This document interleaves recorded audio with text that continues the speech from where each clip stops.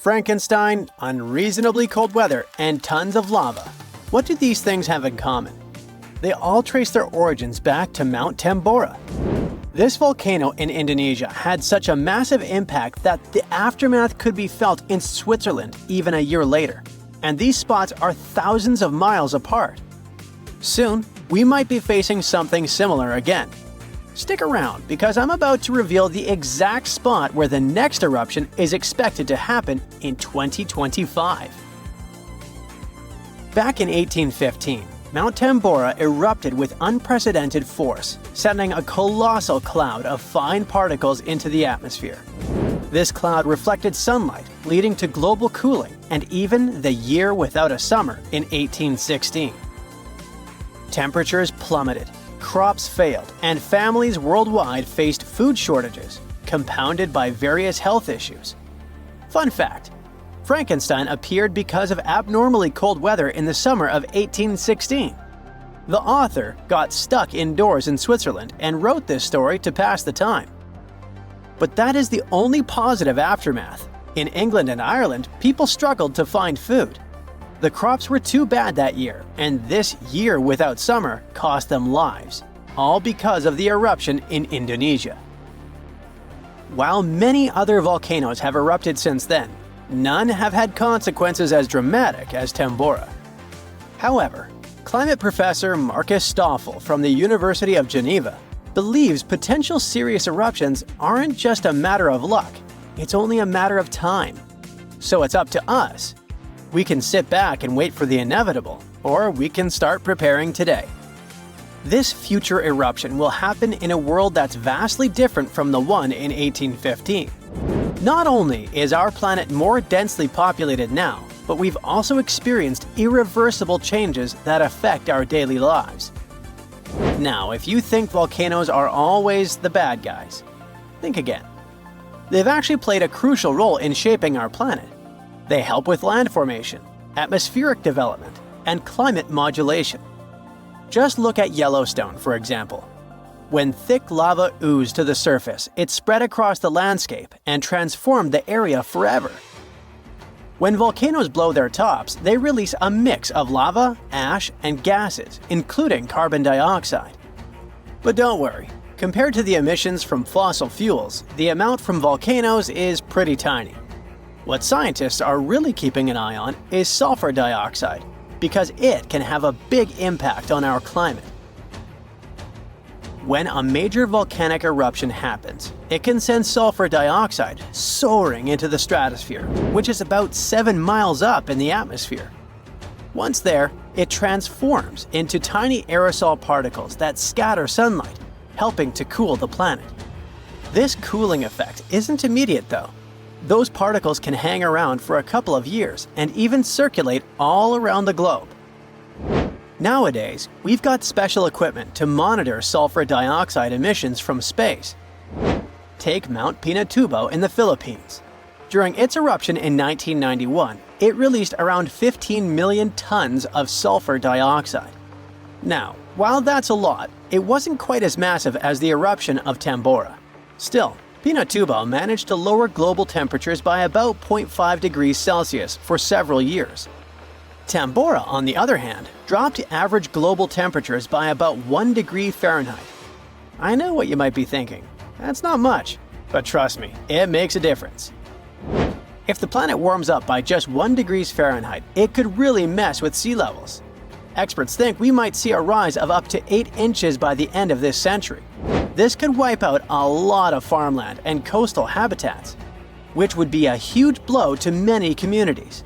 So maybe a volcano eruption that can cool off the planet is like a natural mechanism helping us out? Not exactly. While it does cool the planet off, don't get tricked into thinking it's the kind of coolness our planet needs. Such temperature shifts can severely mess up with the crops, like they did in 1816. There's also evidence that major eruptions can disrupt rainfall patterns, leading to drier conditions in monsoon regions across Africa and Asia. You see, the summer monsoon relies on the temperature difference between land and ocean, which can be altered by volcanic activity. Interestingly, a warmer climate may enhance the cooling effects of volcanic eruptions. Experts explain that the formation and movement of aerosol particles depend on climate conditions. As global temperatures rise, faster air circulation can lead to smaller aerosol particles, which are more effective at scattering sunlight and thereby intensifying the cooling effect. Oceans also contribute to this dynamic. A warming ocean surface creates a stratified layer, hindering the mixing of warm and cold water, which could mean that volcanic eruptions primarily cool the upper ocean layer and the atmosphere above it, according to Stoffel. Moreover, climate change may influence volcanic systems directly. The melting of ice can trigger more eruptions by reducing the pressure that allows magma to ascend more easily. Additionally, increased rainfall associated with climate change can seep into the ground and interact with magma, potentially sparking eruptions. While the prospect of a cooling period due to a volcanic eruption might seem beneficial amid climate change, scientists warn that the effects could be dire. The immediate consequences could be severe, particularly for the estimated 800 million individuals residing near active volcanoes. A major eruption could devastate entire cities. For example, Campi Flegrei, located near Naples, Italy, is showing signs of increased activity and threatens the lives of about 1 million people. Now, if you're from Oregon, beware, as experts say this state might experience volcano eruptions. Are you scared?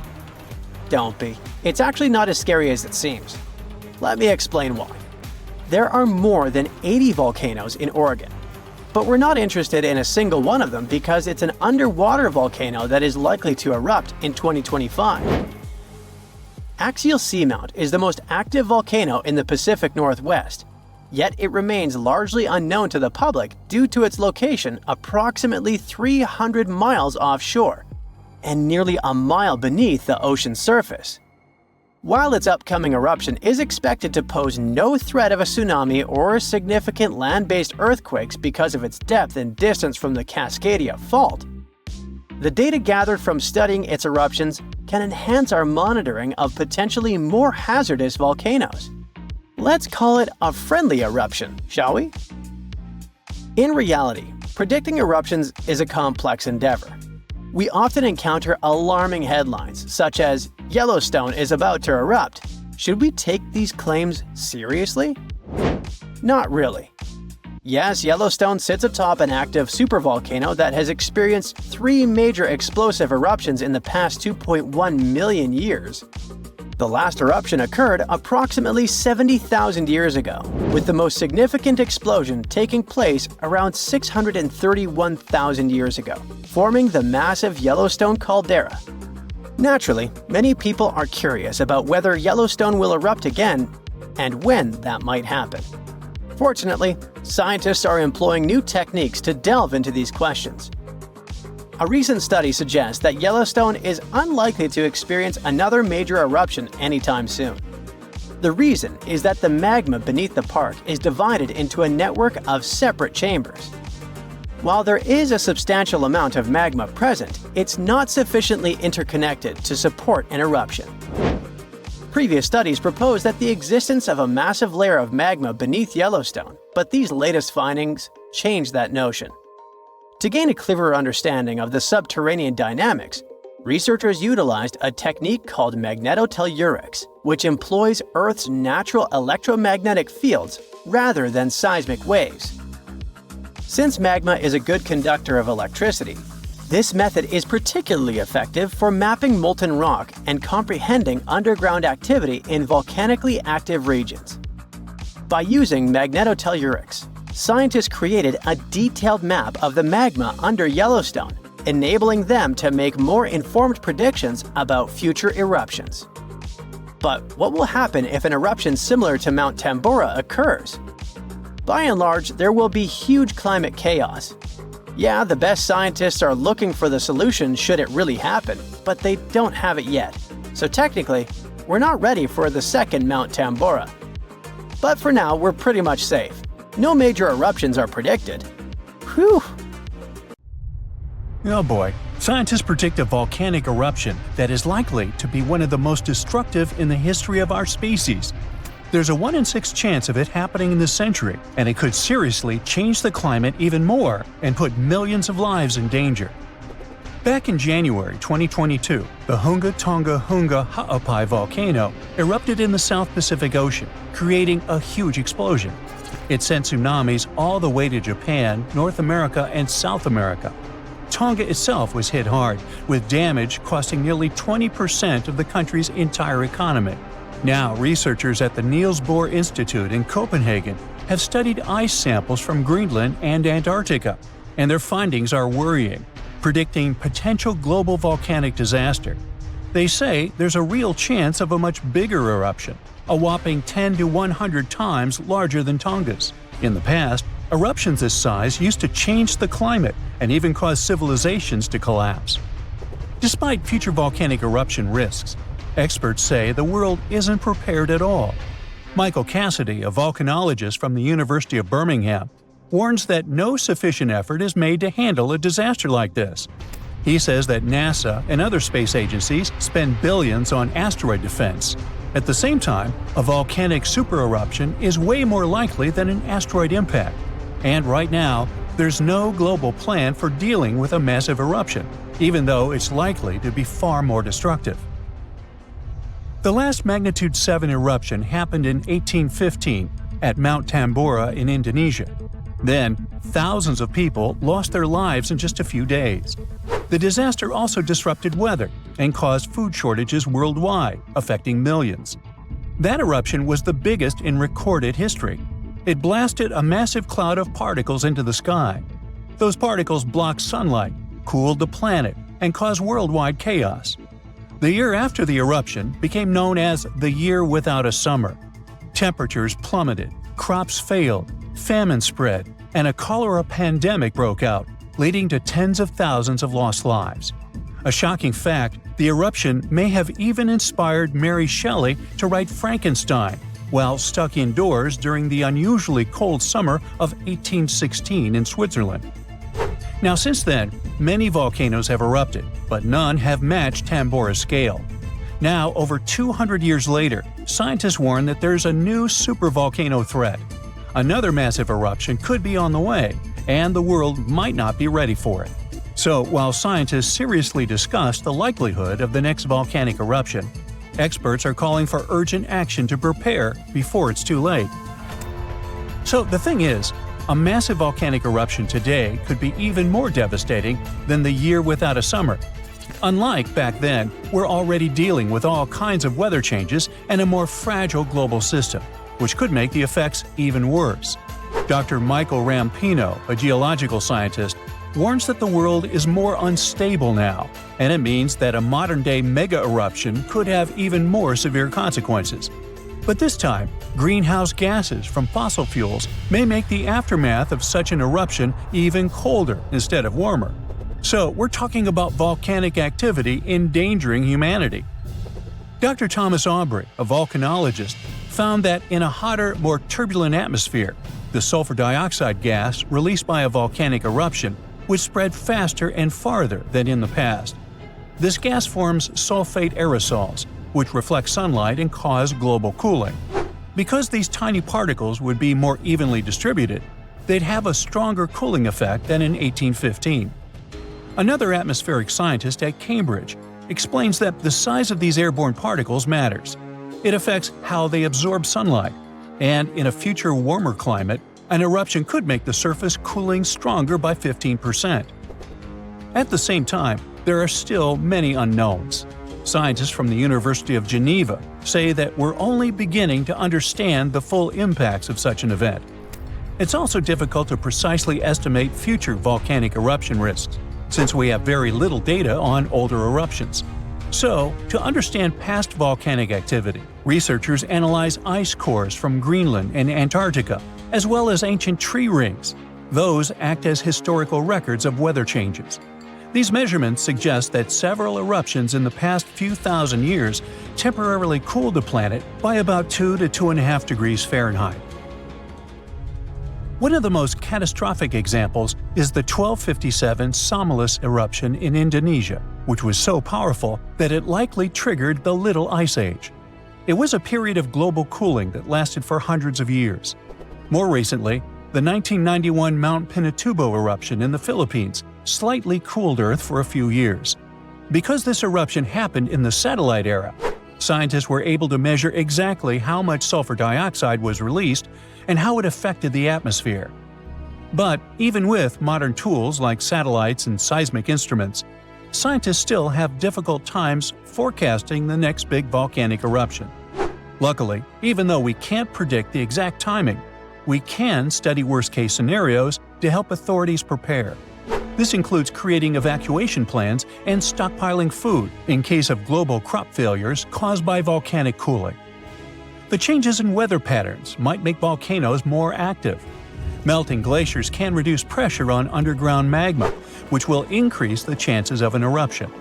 Plus, more extreme rainfall, which is becoming more and more common, can seep into volcanic cracks and cause powerful steam-driven explosions.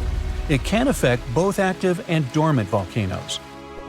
Because of these risks, researchers are now mapping volcanoes that are the most vulnerable to climate change. Their studies show that the highest supervolcano threat comes from such areas as Iceland, Chile, and Indonesia. Those are places where glaciers are melting quickly or rainfall is increasing dramatically.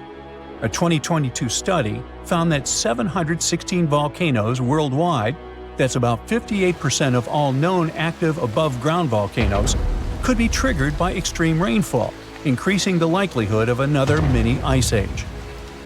Now let's get back to that Hunga Tonga Hunga Ha'apai eruption that occurred on January 15, 2022.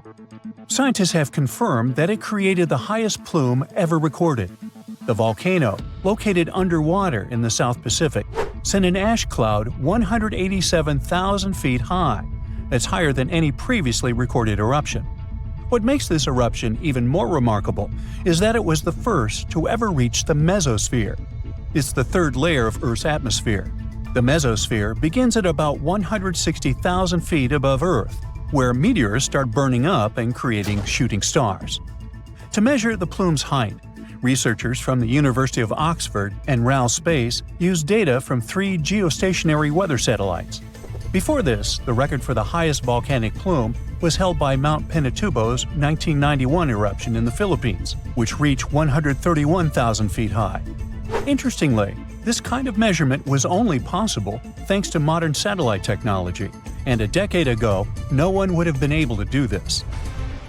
Another volcano we should mention in relation to a potential global volcanic disaster is located on Iceland's Reykjanes Peninsula. Its latest eruption happened in November of 2024, leading to evacuations in nearby areas. The eruption began just after 11 p.m. with little warning.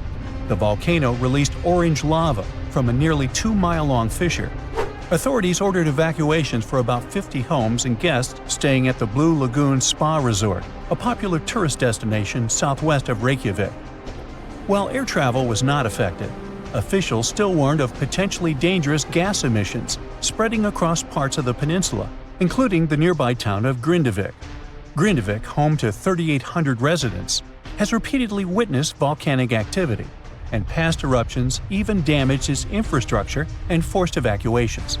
For example, in August 2024, a 2.5-mile-long crack opened at the Sunthunkangigar crater near Grindavik.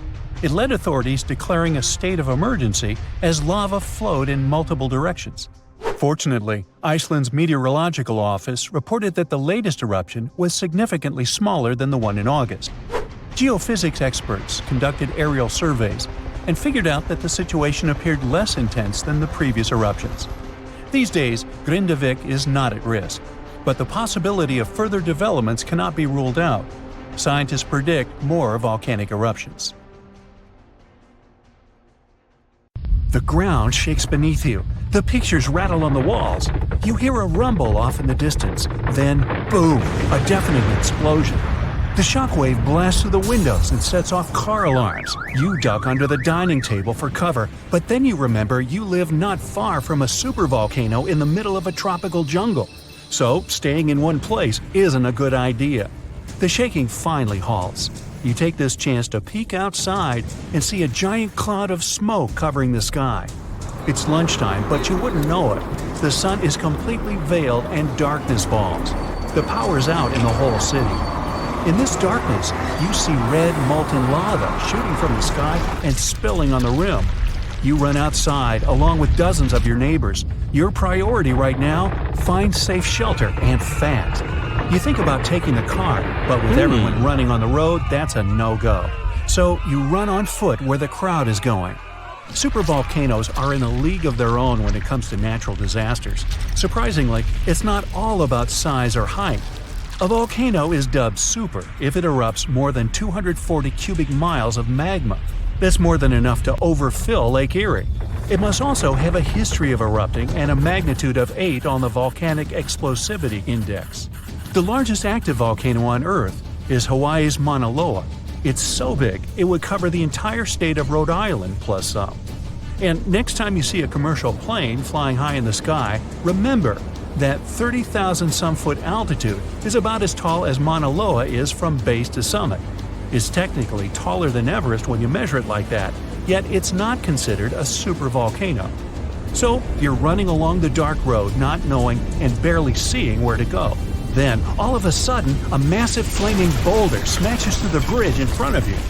You and everyone else are now stranded on the side of the volcano as it's getting more chaotic each second. Most of the crowd disperses, finding their own ways to safety. You remember there's a way to the other side not many people know about, but you'll have to cross a raging river through the dense jungle. You calm what's left of the crowd, and everyone follows you to your secret getaway. You finally get out of the city limits and head into the jungle. With the sky already dark, the tall trees and thick leaves make it almost pitch black. Everyone gets out their phone flashlights to navigate through the dark path.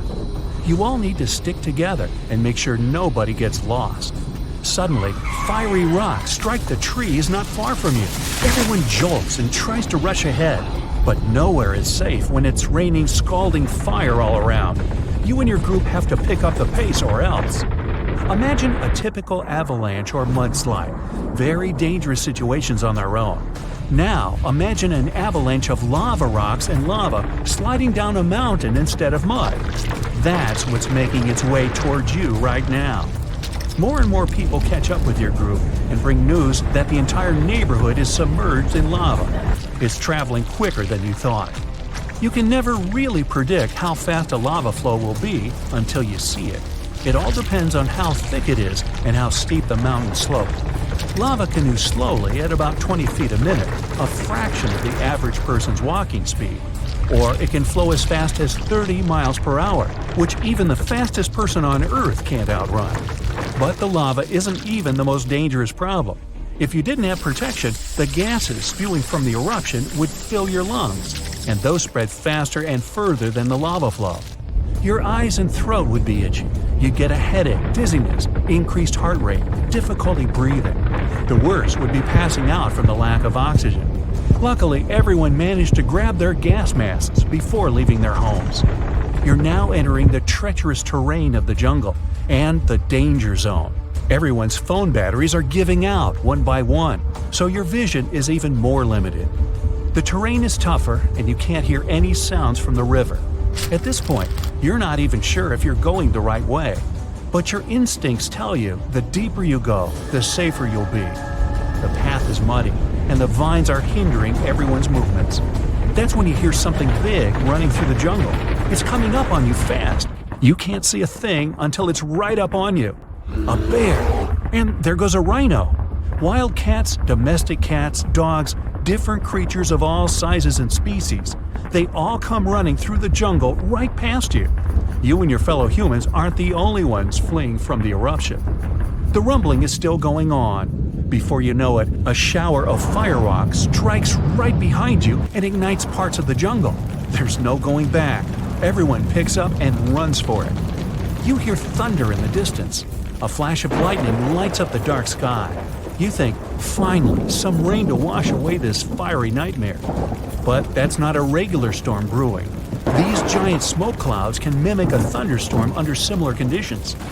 Your luck finally pays off. you hear the river straight ahead. You reach the bank and have to hop on some stones to get to the other side. You almost slip when someone from the group catches you just in time. Whew, that was too close. Not far down the river is a large waterfall leading straight to a shallow lake with sharp rocks at the bottom. The ash from the lava falls like snow, covering most of the trees and landing on the river. Ash is one of the most dangerous things about volcanic eruptions. You're soaked to the bone, but it's a lot better than ash and smoke. And then the rest of the group follow. The next thing you know, the river starts steaming as lava meets the bank and runs into the water. You try your best to speed things up. The lava can heat this water up to dangerous levels, and there are still people slowly crossing the river on the slippery rocks. Luckily, you manage to get everyone across. Well, almost everyone. You turn around and see someone's leg got caught between two rocks. The lava continues to pour into the river. You can feel the heat of the steam. You rush back to this person and try to pull them out. Their leg won't budge. Someone else from the group comes to help, and you're finally able to pull them out in the nick of time. You and everyone else, now exhausted from your trek, keep going as far as possible. That's when you see the main road that connects you to the broken bridge. There are others on the road that got out safely, and even some cars filling up with survivors and heading fast out of the area. The volcano is still spewing lava, and the entire city is flooded with it. What was once your town now looks like a giant burning lake. Planes and helicopters can't fly because of the smoke and ash, so don't count on an air rescue. You're still at risk even though you're on safer ground, so it's still too early to celebrate. Everyone continues to move away from the city. The further, the better. The ground continues to shake, but this time it's even more intense than before. Supervolcanoes are powerful enough to cause many earthquakes, but it's a good thing you're out in the open, far from the buildings and debris in the city. Now, back to reality. Rest assured that a volcanic eruption of this intensity won't happen for a very long time, as in millions of years. Besides, thanks to warning systems and humanity's preparation for such an event, it's extremely rare for even a regular volcano to do as much damage as it could. So, don't scratch Yellowstone off your travel list just yet. The last time this volcano erupted was about 500 years ago, but recently, small tremors have grown really frequent, to such an extent that scientists have been recording more than 1,000 a month. I'm talking about the Campi Flegrei supervolcano in Italy. At one point, just a few weeks ago, the area was rattled by a 4.4 magnitude earthquake with 150 tremors in just one night. It was the strongest earthquake in over 40 years. A lot of locals spent the night in their cars, but in the morning, the shakes were followed by another earthquake, a bit weaker with a magnitude of 3.6. So, is Italy in danger? Well, the quake itself wasn't big enough to cause serious damage, but it evoked a lot of panic. At the moment, local authorities are working on grandiose emergency plans. If worse comes to worse, they'll have to evacuate hundreds of thousands of people. One of the reasons is the proximity of this area to Naples with more than 3 million inhabitants. At the moment, they're even considering an option of paying people to leave their homes. Right now, schools remain closed in the Campi Flegrei area. The authorities are allocating more than 500 million euros to ensure the safety of buildings and constructions in the area. A yellow alert is still in place in the region where 80,000 people live. There's the so-called red zone, which is the most dangerous area. There are 1,250 houses in this red zone, and all of them will be at high seismic risk if an eruption begins. Plus, more than twice as many will be at medium risk. Italy is a country prone to seismic activity, and Pozzuoli is a densely populated area that is located on one of the most dangerous supervolcanoes in Europe. Campi Flegrei has 24 hidden underground craters and dwarfs the better-known Vesuvius. Yes, the very volcano that wiped the ancient Roman city of Pompeii off the face of the earth in 79 CE. This city thrived near the base of Mount Vesuvius at the Bay of Naples. In the time of the early Roman Empire, 20,000 people lived in Pompeii. They were merchants, manufacturers, farmers, and others. The soil in the region was rich and fertile, so there were lots of orchards and vineyards. Strangely, no one knew that this black earth was the legacy of an earlier eruption of Mount Vesuvius. The area was a favorite summer destination for rich Romans. Sadly, at noon on August 24, 79 CE, all this prosperity came to an end. The peak of Mount Vesuvius exploded, sending a 10-mile-high mushroom cloud of ash and pumice into the stratosphere. For the next 12 hours, the eruption was wreaking havoc on the city. Volcanic ash and a hail of pumice stones, some of which were 3 inches in diameter, showered Pompeii. It forced the city's occupants to flee in terror. Around 2,000 people holed up in stone structures and cellars, paralyzed by fear. They hoped to wait out the eruption. Who knows? Maybe if they had decided to leave the city immediately after the beginning of the eruption, they would have had some chances to survive. A westerly wind protected the city from the first stages of the eruption. But soon, a giant cloud of hot ash and gas rushed down the western slope of Vesuvius. It engulfed the city, burning everything in its way.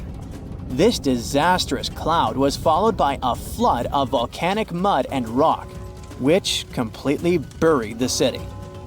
As if the volcano was making sure no one would survive, a cloud of toxic gas poured onto the city, finishing the lives of a few survivors on August 25th. A flow of rock and ash followed. It collapsed roofs and walls and turned the city into a giant cemetery. When a supervolcano erupts, the consequences are usually catastrophic. Supervolcanoes have at least once had an eruption with a volcanic explosivity index of 8, which is the largest recorded number on the index. Supervolcanoes are often extremely large, with no cone at all. That's because they're typically the remains of gigantic magma chambers that once flared up, leaving behind a caldera. They're usually located over hotspots and appear when huge volumes of magma are trying to escape from deep underground. Eventually, they burst through Earth's surface. Sometimes, all this magma gets stuck, unable to break through the planet's crust. And then, massive pools of pressurized magma gather at a depth of several miles. The pressure keeps growing because more and more magma is trying to get to the surface. At one point, a super eruption goes off. The most recent super eruption happened in New Zealand. Well, when I say recent, I meant around 26,500 years ago. That's when a supervolcano beneath the surface of Lake Taupo spewed into the air more than 300 cubic miles of ash and pumice. Imagine 500,000 Great Pyramids of Giza flying up into the air at the same time. That's how incredibly powerful that eruption was. But the most exciting and confusing thing about the eruption was that the Taupo volcano didn't simply go off like many others. At first, everything was going as usual. Tons and tons of pressurized magma had built up under the surface, and the pressure was getting higher and higher. But after the rock cracked and the first portion of lava rushed out of the crater, something went wrong, and the supervolcano took a break. Only several months later, the disastrous eruption shook the ground. Thousands of tons of lava, rocks, and ash flew high into the atmosphere. The unusual pattern of Taupo still confuses scientists. The Indonesian eruption at Toba Caldera 75,000 years ago was the largest eruption in the last 2 million years. Experts estimate that the eruption could have released hundreds of thousands of tons of sulfuric acid, which might have even caused a several-degree cooling of the planet's surface. But nowadays, the impact is hard to detect because of glaciers that covered the ground afterward. There are also several so-called supervolcanoes that haven't lived up to this name yet because they've never produced any super eruptions. For example, in 1883, Indonesian volcano Krakatoa went off. The power of the eruption tore the volcano's walls open, and cold seawater rushed into its molten insides. The difference in temperatures made the volcano blow up with a deafening boom. It was clearly heard 3,000 miles away in Australia. It earned the blast the title of the loudest sound in history. But even though the consequences of this event were truly catastrophic, it still turned out not powerful enough to be called a super eruption. It only had a volcanic explosivity index of 6. Then, there's also Mauna Loa. It's a shield volcano, which means it won't produce explosive eruptions, but its sheer size makes this monster of a volcano extremely dangerous. At the moment, the volcano seems to be at peace with its surroundings. Research equipment doesn't show any signs of activity on Mauna Loa, but if Mauna Loa did suddenly erupt, lava flows could reach the ocean and the most populated and touristy places like Captain Cook very fast, in a matter of hours. The last time the volcano erupted, lava got as far as the outskirts of Hilo on the other side of the island. That's where the University of Hawaii is located. Luckily, people had a few weeks' warning to get ready for the disaster. Over its recorded history, Mauna Loa has been erupting pretty regularly, almost every 6 years. On the bright side, big island volcanoes including Mauna Loa aren't really very volatile. That's because they're shield volcanoes. These volcanoes got such a name because they aren't really very high and resemble a warrior's shield placed flat on the ground. Shield volcanoes are formed by very fluid lava. It travels way farther and forms much thinner flows than the lava erupted from a stratovolcano, which is conically shaped and tall, like the infamous Krakatoa in Indonesia. So, if Mauna Loa erupts, there probably won't be ash clouds or tons of debris. The most dangerous thing will be lava. Since Mauna Loa is a shield volcano, its lava is extremely fluid and voluminous, which allows it to flow far and fast. Okay, watch your step now. Millions of gallons of hot magma are gathering in one flow and rising thousands of miles to the surface of our planet. A massive fracture in a tectonic plate shakes the ground and fills the air with a loud hum. Fire, gases, lava erupt from the dark, unexplored depths of Earth's crust. A planetary-scale catastrophe has just happened, and no one's noticed it. Now imagine you're having fun on a luxury yacht somewhere in the southwestern Pacific Ocean, drinking cocktails and sunbathing. At this moment, one of the most powerful volcanic eruptions in the planet's history is happening right below you. But you don't feel anything. You don't even drop your glass. Yeah, you can hear a strange sound coming from the ocean depths. You see foaming water and pieces of pumice floating up to the surface. But it doesn't bother you much. So how did it happen that we missed such a powerful eruption in 2012? Why did scientists find out about it only a few years later? The answer is simple: water. An eruption of an ordinary volcano is a huge disaster. There are incandescent liquid metals and molten rock containing almost the entire periodic table inside our planet. All of this soup is called magma, and it's constantly boiling inside the subsoil of our world. This hot substance is lighter than the surrounding crust, so it always rises. Fortunately, the planet's surface is strong enough and doesn't allow magma to splash out. But sometimes this protection fails. The upper part of Earth is covered with connected parts, tectonic plates. These plates collide with each other and then move apart. Imagine a big moving mosaic puzzle where all its parts are tectonic plates. And when a small part of this puzzle gets separated from another, magma immediately comes up. These unstable fault sites with leaking magma are called volcanoes. And when they erupt, it gets hot. Lava flows out of the vent and burns all the vegetation around. This is accompanied by earthquakes and thick black smoke. If a volcano spits out magma too high, it falls back to the surface in the form of fire rain. But the worst thing here is ash. It's not that ash that's left in your grill after a good barbecue, no. Volcanic ash consists of solid particles harmful to any organism. These particles are not burnt wood, but various chemical elements. Volcanic ash is sharp, dense, and tangible. It can block sunlight, cover and destroy all plants, settle in your lungs. If you get too close to an erupting volcano, well, you better have a fireproof suit, oxygen tanks, a gas mask, and an underground shelter. Then you might survive, but there's no guarantee. At the same time, If an eruption occurs underwater, you don't need to worry about it. Of course, if you're not a marine biologist studying coral reefs nearby, or if you don't travel past that area in a submarine.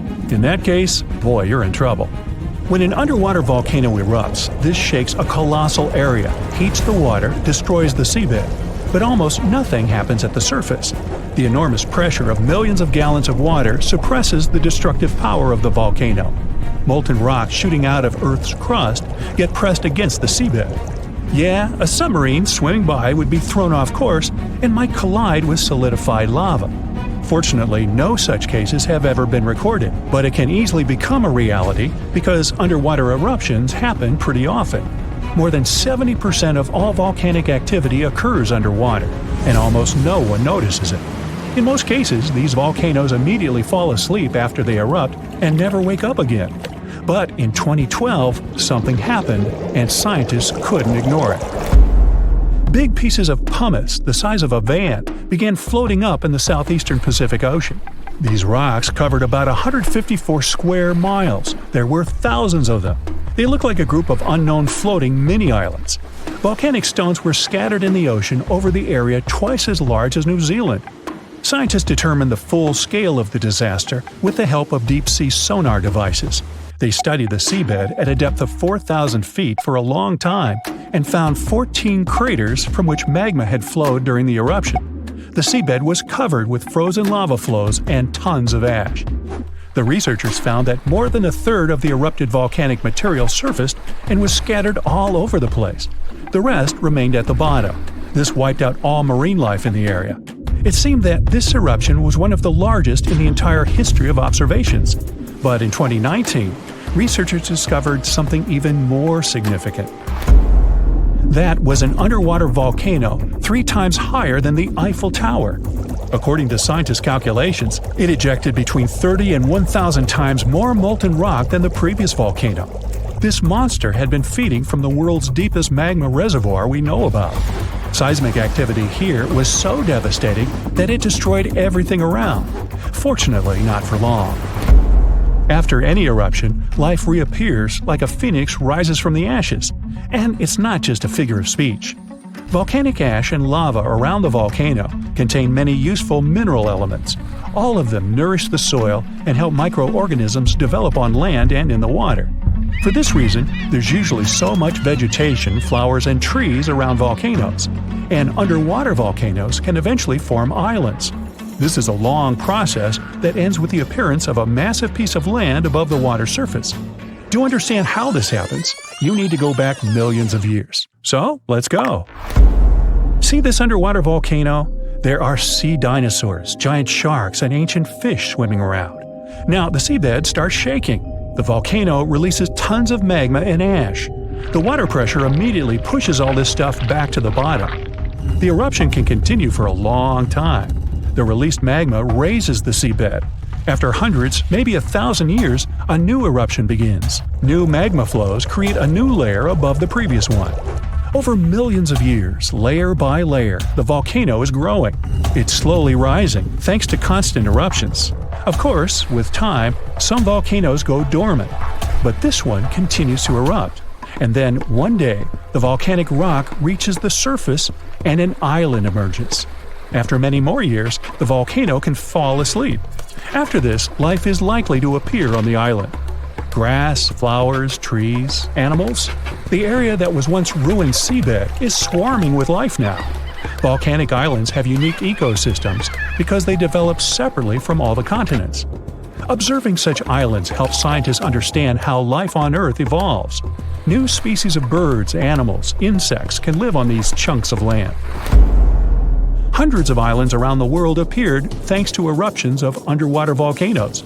You can find them in Hawaii, Indonesia, Iceland. Many of them are inhabited by people who build villages and towns there. There were cases when a volcano erupted when people literally lived on top of it. That's what happened on the small island of Aogashima, located to the south of Tokyo. People built a beautiful town right in the crater of an active volcano. And in May 1785, an eruption began.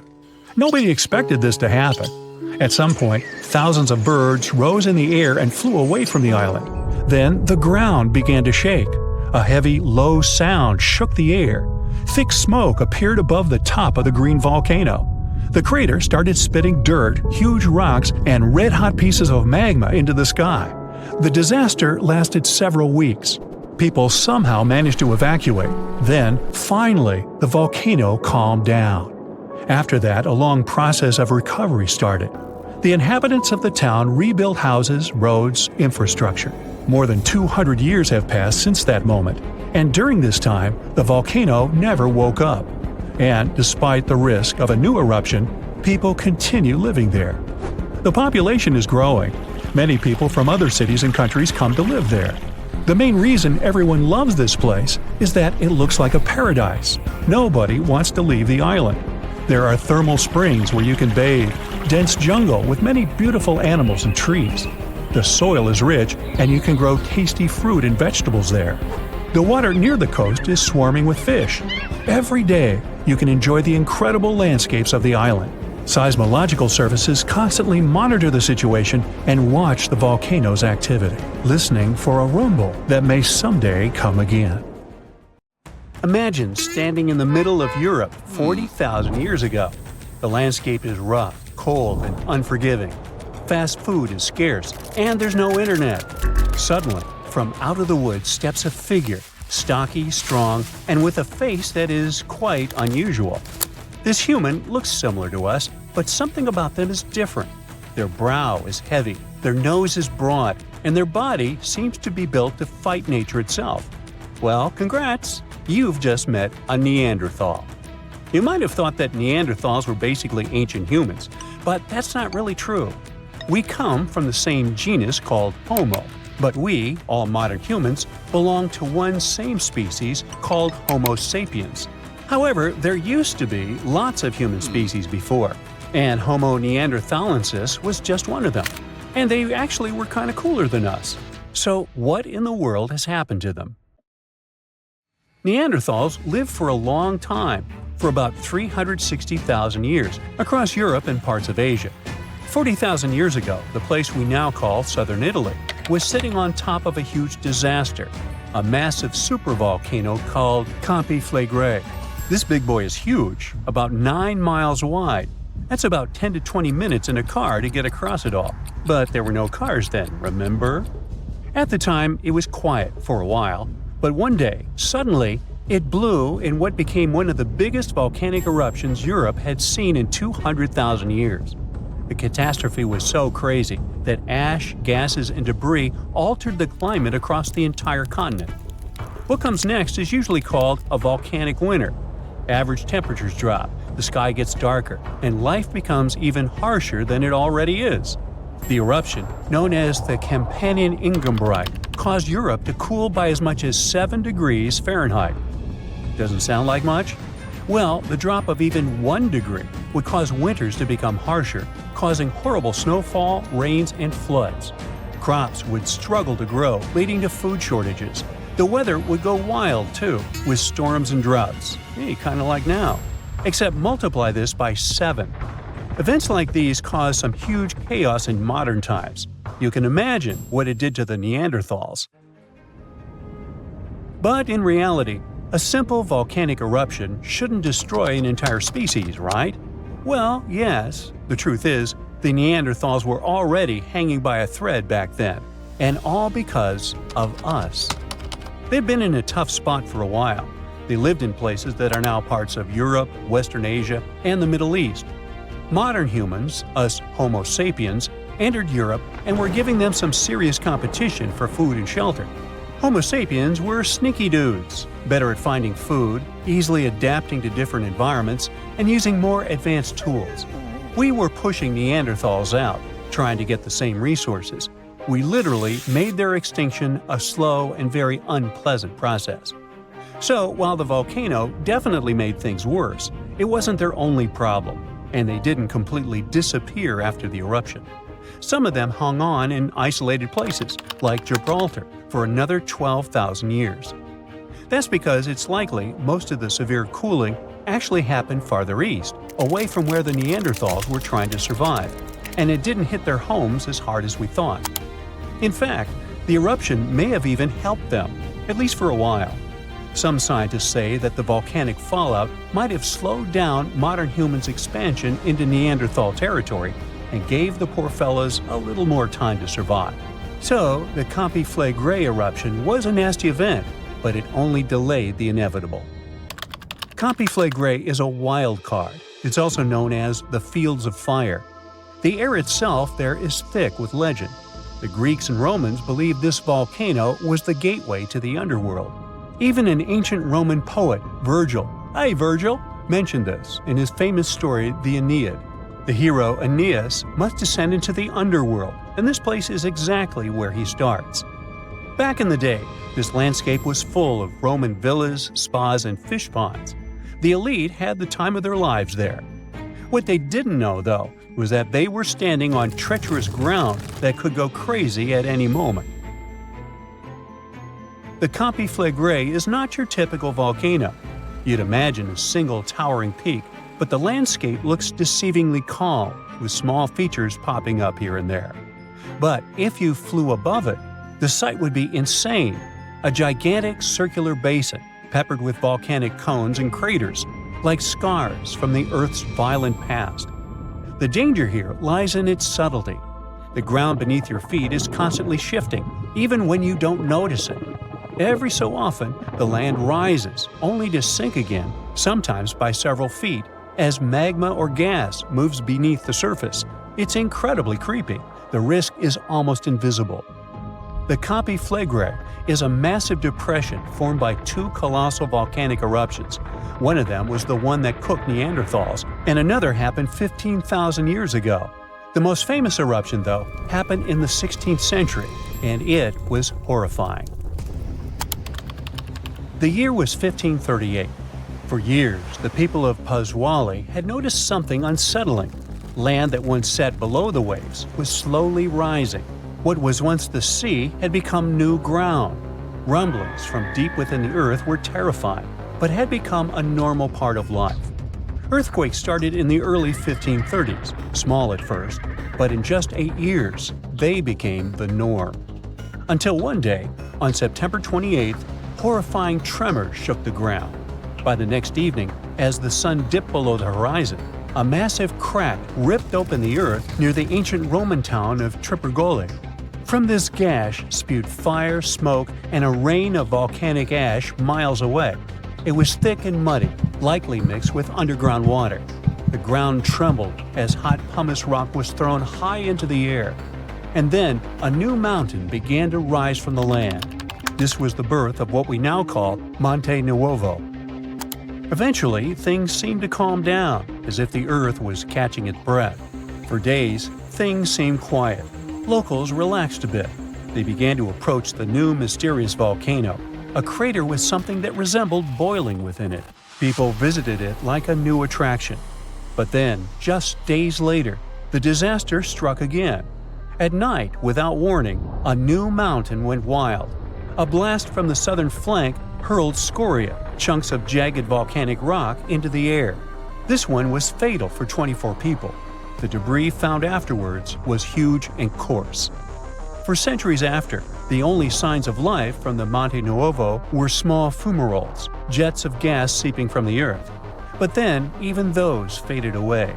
Now it's just a lush green cone, a pretty sleeping giant. But the ground near Naples, Italy, is still alive. The Campi Flegrei sits quietly for now, but it might not be for long. It's showing signs it might be waking up again.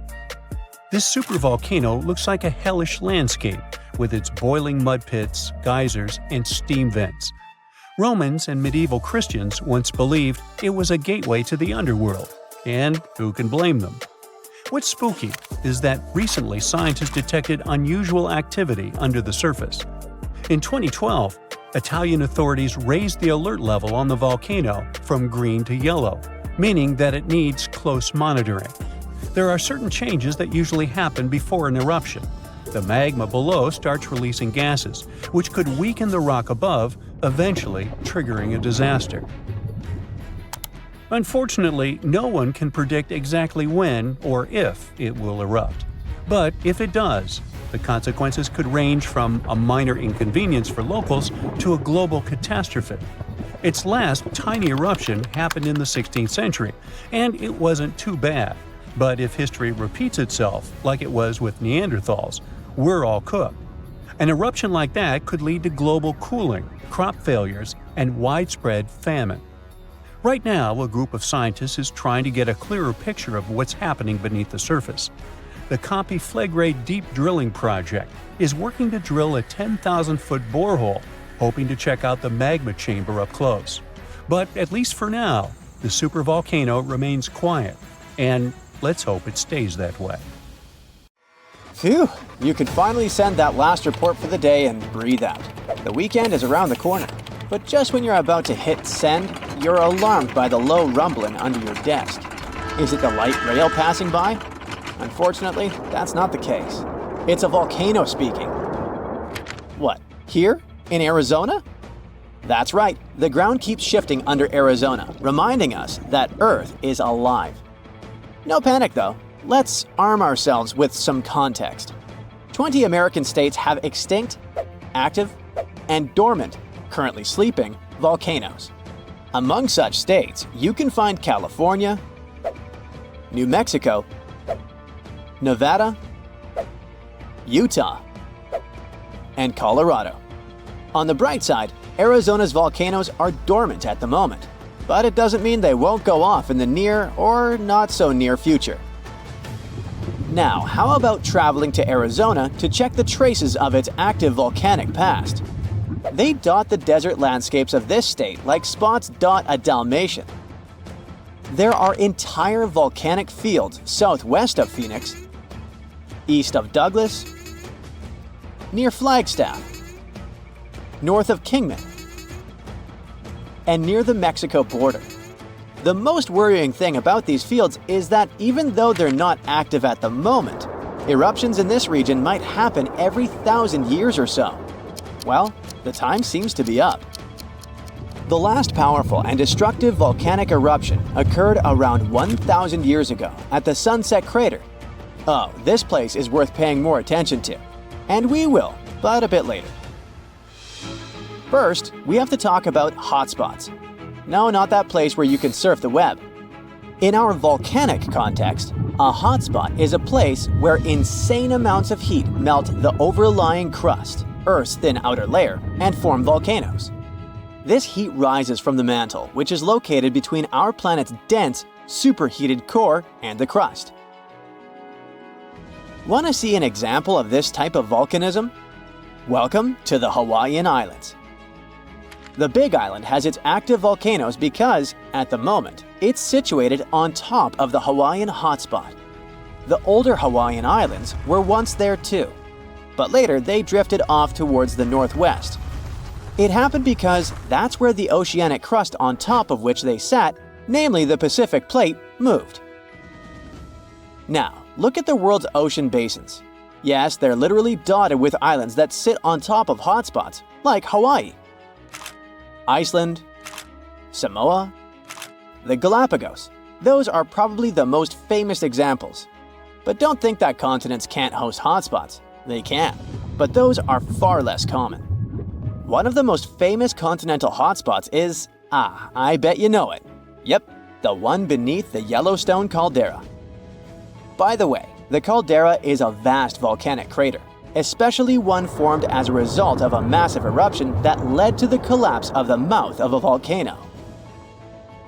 The Yellowstone hotspot is basically the creator of Old Faithful and the rest of the hot springs and mud pots for which the national park is famous.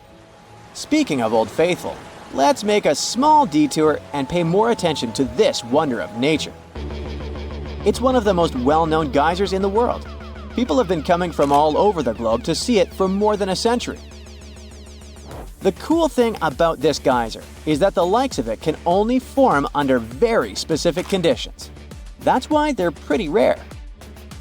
Magma under the surface superheats pockets of underground water. The pressure there keeps growing until it eventually pushes the water upward with immense strength. A certain volcanic rock with a high silica content lines the tunnel through which this water escapes. Basically, it creates a unique pipe that can withstand unbelievable pressure and heat created by the water erupting above the ground. Old Faithful was the very first named geyser in Yellowstone. If you come to visit it expecting the thing to erupt every hour on the hour, you're gonna be disappointed. On average, Old Faithful erupts every 91 minutes or so, which isn't that bad either. Plus, you can download a special app which will provide you with the approximate time of the next eruption. But be very careful while visiting and stay away from the site. The water erupting from the powerful geyser reaches 204 degrees Fahrenheit. The steam is even more scorching, up to 350 degrees Fahrenheit. It's hot enough to bake a cake. But let's get back to our volcanic hotspots. Scientists still don't clearly understand why there aren't many hotspot volcanoes on continental crust. One reason might be that the continental crust is much thicker than the oceanic crust, which is about 4 times as thick on average. Another reason could be that most of Earth's crust, about 2/3 of it, is oceanic. This means that there's less continental crust for hotspots to form under. Now, I bet those of you living in Arizona will appreciate the following info. We'll talk about a volcanic field right in the heart of this state, the San Francisco Volcanic Field. That's a massive area filled with over 600 volcanoes. Yes, they're mostly small, but it doesn't make them any less impressive. They're scattered across 1,800 square miles in northern Arizona, a giant territory. Interestingly, scientists are still debating about whether this volcanic field is actually sitting on top of a hotspot.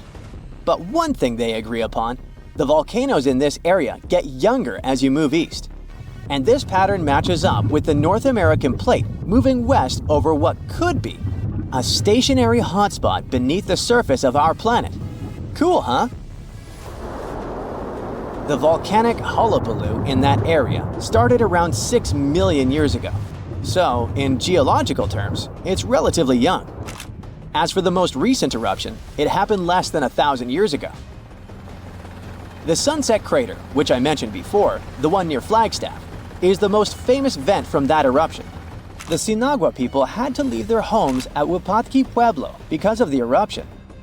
That site is now part of the Wupatki National Monument. There, you can see how people lived in this volcanic region many years ago. If you go to explore this area, you'll notice that most of the volcanoes there are basalt cinder cones, small and steep. The Colorado Plateau has quite dry weather conditions. That's why the volcanoes haven't worn down much. Some of the best examples of those cones, like this one, called the SP crater, still look like they appeared yesterday. But look around. It's not just cinder cones. The San Francisco Volcanic Field also has a stratovolcano, as well as some lava domes that formed from volcanic rocks with more silica than basalt you can find in places like Hawaii. It means they're thicker and don't flow as easily. Anyway, the stratovolcano is going to be one of the most epic sights you'll come across while exploring this volcanic field. Well, not the stratovolcano itself, but the San Francisco peaks, the remains of that giant formation. They stand tall at more than 12,600 feet. That's 4.5 Burj Khalifas placed on top of one another. It makes the peaks some of the biggest landmarks in northern Arizona. They're not only stunning, but also sacred to the Native American people who have lived in the area for many generations. Now, unlike those super active volcanoes in Hawaii, the San Francisco Volcanic Field takes its time, thousands of years between eruptions. But you shouldn't relax just yet. Geologists say another eruption is likely to happen one day. It will probably occur in the remote eastern part of the field, away from big towns. Phew! And if that next eruption is anything like the one that formed Sunset Crater, it would be quite the show. Lava fountains and rivers of lava flowing. At the same time, the next eruption might not happen for centuries, maybe even millennia. Until then, the San Francisco Volcanic Field will remain a hidden gem of volcanic history, waiting for its next fiery performance.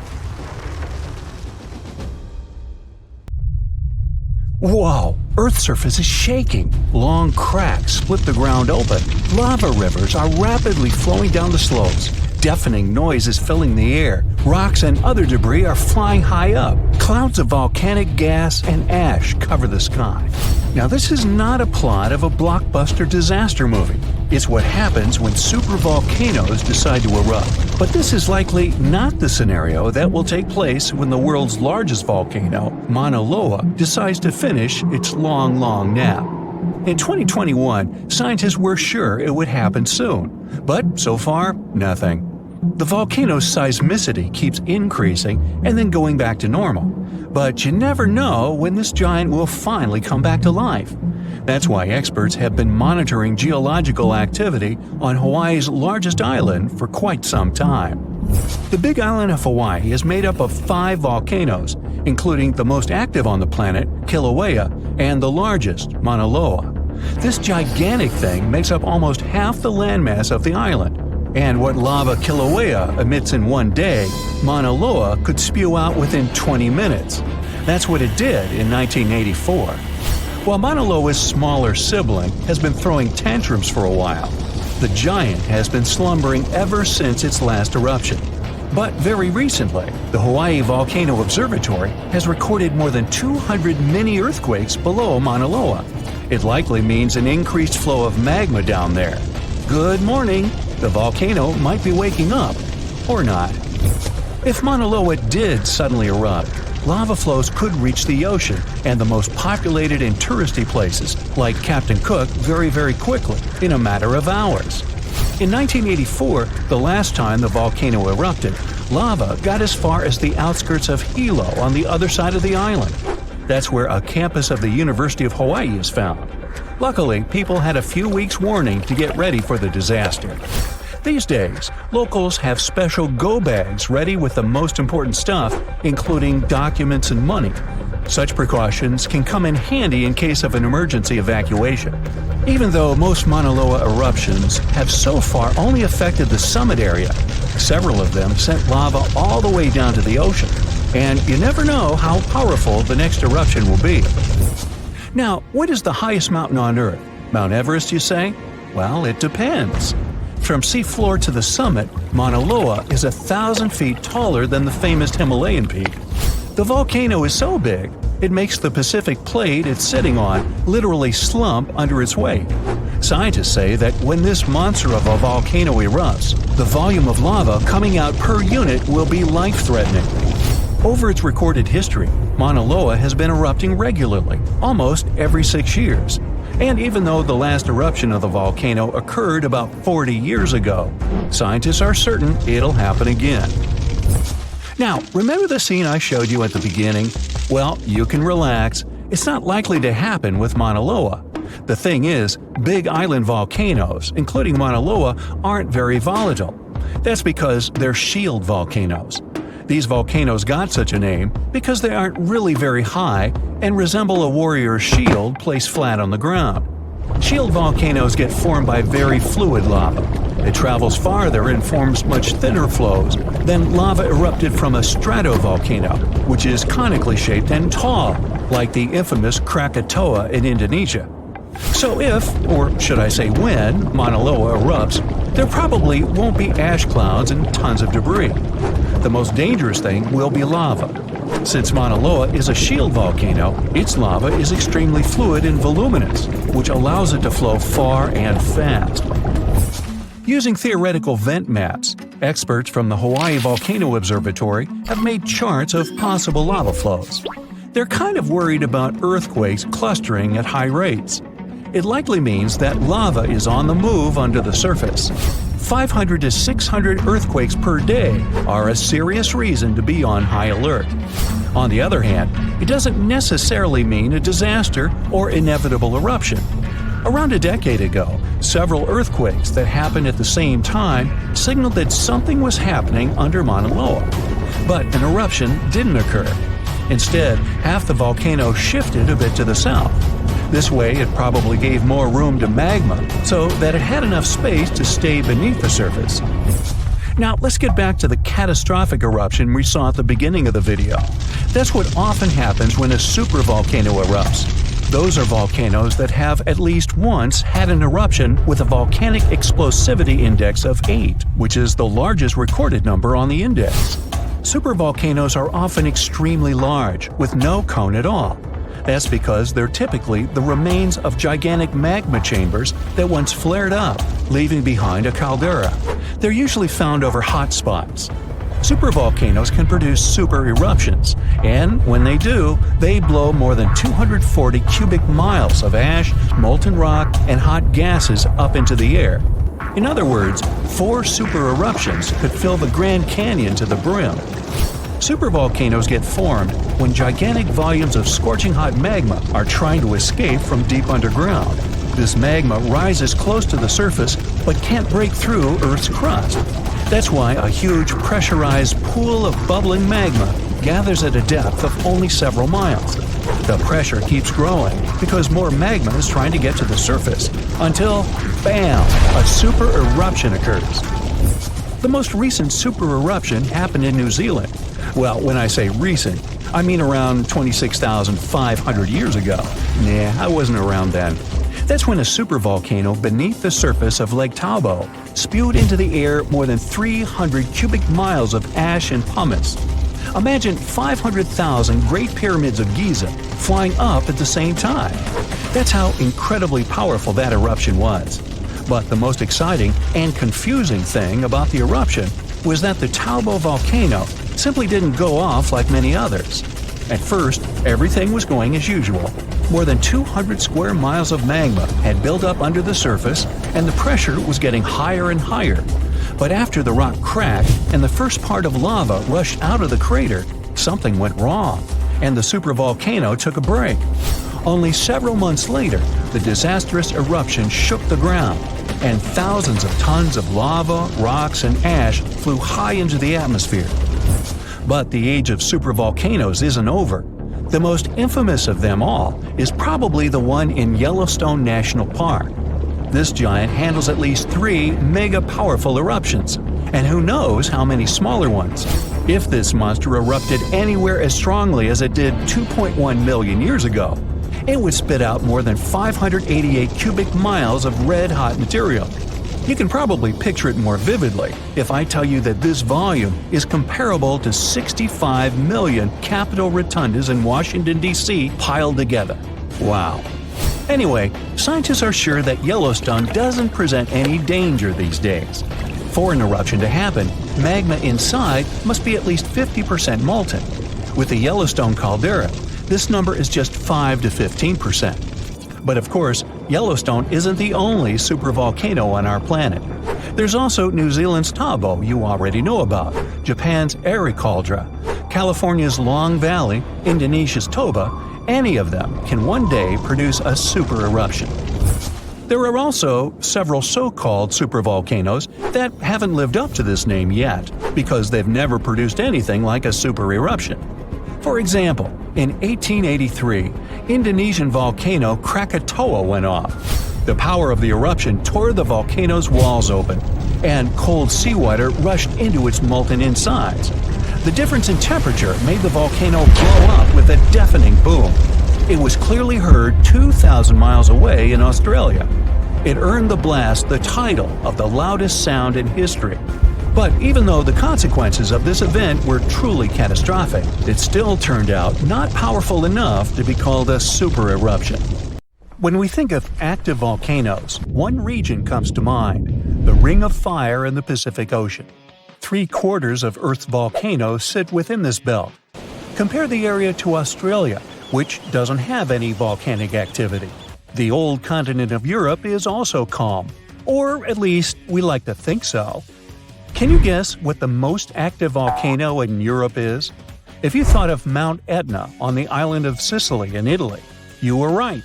The volcano has erupted about 200 times and has been far from sleeping in recent decades. The last time this happened was in August 2023. The highest mountain in the Mediterranean is 500 million years old. But in Iceland, there is a much younger volcano. It sprang into action on the 10th of July 2023. In the afternoon, 3 fissures appeared in the ground on a peninsula in the southwest of the island. This was at a base of a small mountain peak. Its name means little ram in the local language. The volcano spewed molten lava high into the air. There were also gas plumes in the area. But the scientific community wasn't surprised by the event. They already knew about the volcanic area that stretches between the cities of Reykjavik and Keflavik. Its name is hard to pronounce. Hey, I want to buy a vowel. It had already erupted during the previous 2 summers. This activity came after 8 centuries of dormancy. In the days leading up to the latest eruption, seismologists, the scientists who study earthquakes, recorded over 12,000 tremors. When the ground opened up in July, the fissures were over 1.5 miles long. The following morning, 2 of them closed. All the lava was now coming out of the last fissure. It grew into an elongated cone, the simplest shape of volcano we are all familiar with. The lava soon filled a large crater. It grew almost 100 feet tall during the first week, and it is still growing. On the night when the eruption started, lava spread out in all directions. Its cinders set ablaze the dry moss in the vicinity. Local authorities closed off the surrounding area. There were toxic gases from the volcanoes and smoke from the burning moss. Firefighters flocked to the area. After a week, they proclaimed the area safe. Visitors soon came to witness the birth of Europe's youngest volcano. This form of tourism is quite developed in Iceland. People come from all over the world to watch active volcanoes. The land of fire and ice is home to more than 130 volcanoes. Some 30 of them are active. Now, I know what you're thinking right now. Is volcano tourism safe? In Iceland, it is. The country's authorities research and constantly monitor all of the hotspots. The island is dotted with several dozen seismic stations. These help researchers accurately predict future eruptions, and emergency services are accustomed to these sorts of events. They can quickly cordon off danger zones. This is what happened in 2010. A volcano in the south of the island, the name of which everyone struggled to pronounce, erupted. It spewed out a plume of steam and ash that was 7 miles high. This wasn't a fun time to be an air traveler. Winds carried the enormous plume southeast toward northern Europe. Many countries closed their airspace for several days for safety reasons. The volcano erupted in March, but the Earth was shaking from January the same year, so seismologists knew that an eruption was approaching. When it comes to the continent's youngest volcano, the tourist infrastructure is already there. Visitors can leave their cars at a designated parking lot. Then they go on a 5-hour-long trek. This leads to a viewing deck. Tourists are so close to the epicenter that they can feel the heat haze from the crater. The sight is the most impressive at nighttime. Safety is never a concern. Scientists regularly chart out hazard maps that outline the borders of lava fields. This way, visitors who stick by the rules are never in harm's way. More than a week after the eruption started, a section of the crater collapsed. Lava flowed downhill west of the volcano. This majestic smoldering hot river is slow-moving lava. Scientists categorize it as an AA type. The term is Hawaiian. It describes basaltic lava that has a rough and brittle surface. The flow is composed of broken lava blocks that are called clinkers. They fall off as the substance flows. This reveals red-hot areas. The cooler sections of lava are gray and black in color. When it moves forward, it produces a distinctive sound like shattering glass. Nearly a month after the eruption of the new volcano, we got aerial footage of an interesting phenomenon. A tornado formed directly over the lava flow. This occurs due to the high temperatures in the area. When the conditions are right, a column of heated air can easily turn into a mini tornado. Scientists observed a similar event happen during the 2018 eruption of Mount Kilauea in Hawaii. The lava fields of Europe's second-largest island tell the story of the creation of Iceland. It sits above the place where the North American and Eurasian plates meet each other. Tectonic plates are huge, rocky chunks of Earth's most outer layer. There are roughly 20 of them. They rest on a partially molten layer of rock. All the lava we see on the surface starts its journey here. You could say that these plates float on molten rock. Their boundaries are unstable. So, when two plates grind past each other, they release tremendous amounts of energy. The formation of volcanoes is one result. These are places where the molten rock travels upward to the surface. Iceland began to form some 60 million years ago. The tectonic plates under the ocean drifted apart. Enough lava piled up on the surface to create solid ground. This ancient rock is under the waves today. As new lava reaches the surface and cools down, it pushes the old rock away from the center of the island. That's why the oldest parts of Iceland aren't 60, but only 16 million years old. The country's active lava fields are young in geological terms.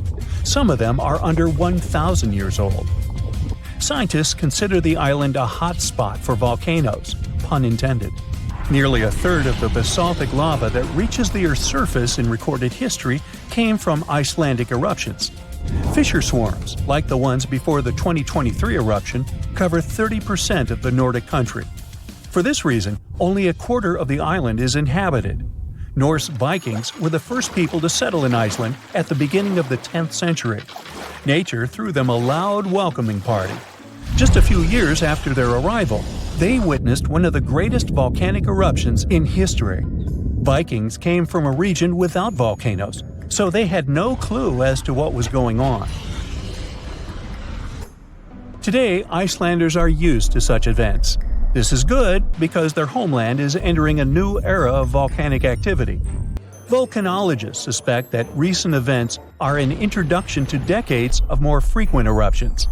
The peninsula that is home to Earth's youngest volcano is just 17 miles southwest of Iceland's capital city. It's been dormant for a long time. Present-day eruptions there are a reminder that the natural processes that created Iceland are still ongoing. Recently, scientists discovered that there's a historical link between volcanic eruptions in the north of Europe and glaciers. Our planet went through at least 5 major ice ages. These were exceptionally lengthy periods when the average temperature on Earth dropped. The result was the expansion of ice sheets across northern Europe and North America. The last ice age ended some 10,000 years ago. Researchers are still trying to fully understand how these glacial periods affected volcanic activity. They suspect that the sheer weight of all that ice disrupts the flow of magma underground.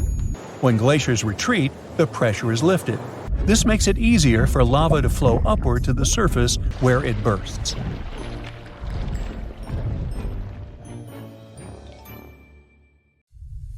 These ominous rumbling sounds, the ground shaking under your feet. Wait a minute, that's my tummy. Or it might be Washington State's Mount Adams waking up.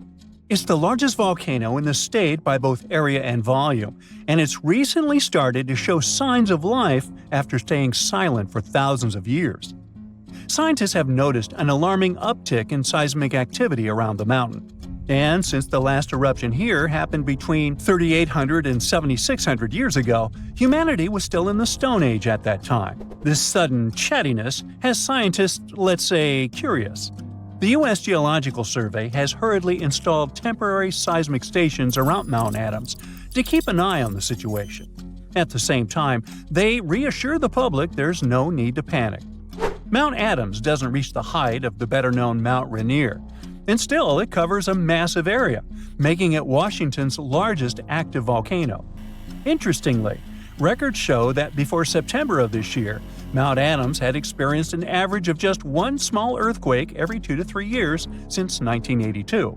And then, the Cascades Volcano Observatory and the Pacific Northwest Seismic Network detected a staggering 6 earthquakes in just 1 month, September. These quakes were all rather tiny, with magnitudes ranging between 0.9 and 2 on the Richter scale. It means they were so weak you wouldn't feel them at the surface. Plus, satellite imagery confirmed there was no ground deformation in the area.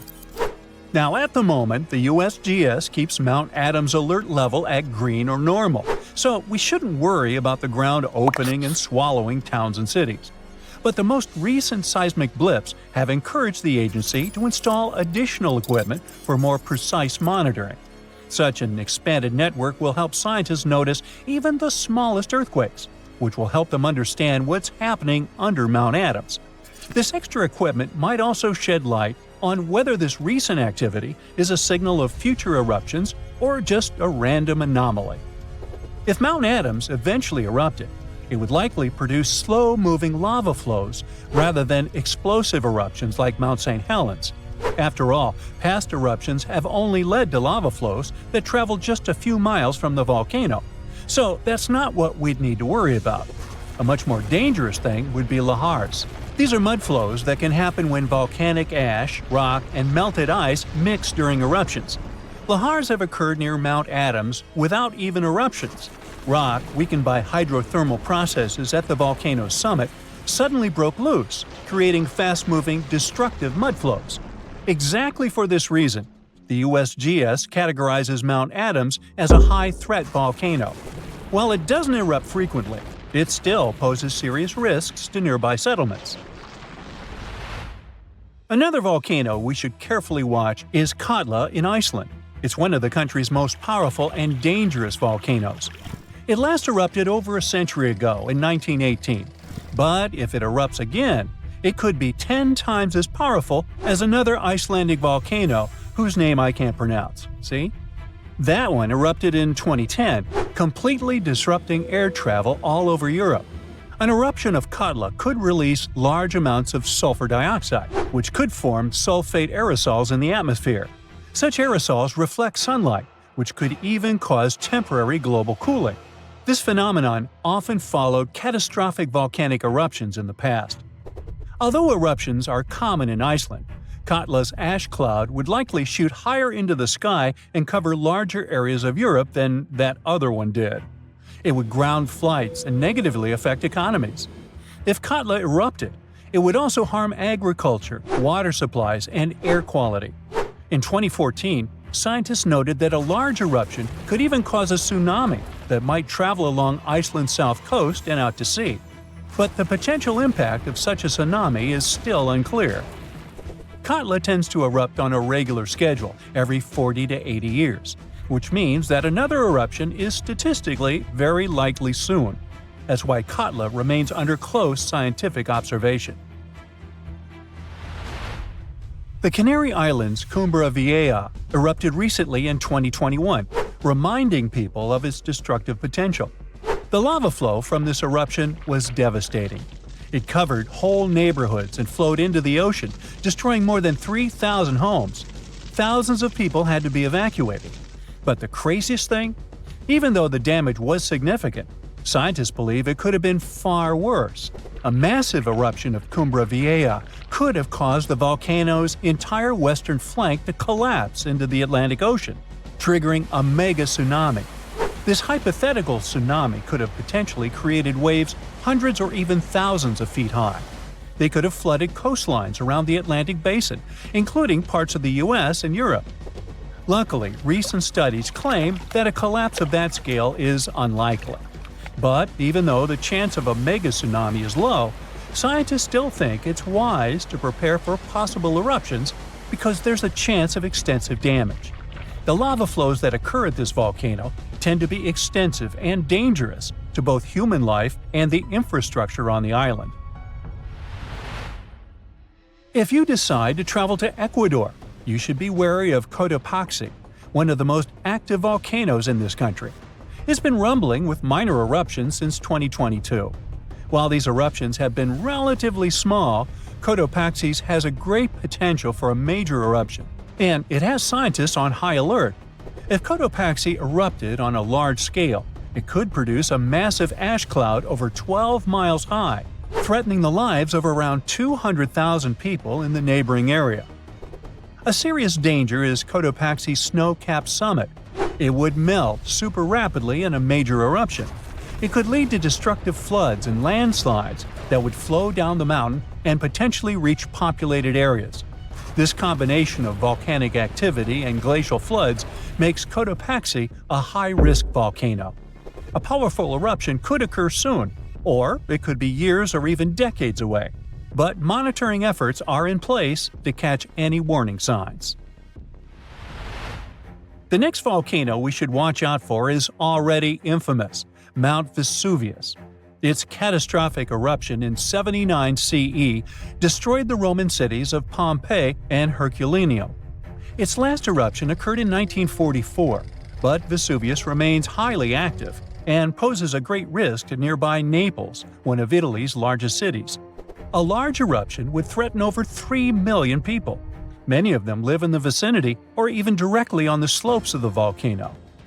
If Vesuvius erupted, it would be an explosive event, with ash, rocks, and volcanic gas ejected at extremely high speeds. And even though such a destructive event isn't expected for a few hundred years, Vesuvius remains one of the world's most closely watched volcanoes. After all, it has a real potential to cause catastrophic damage in a densely populated area. Then we have Popocatépetl, often called El Popo.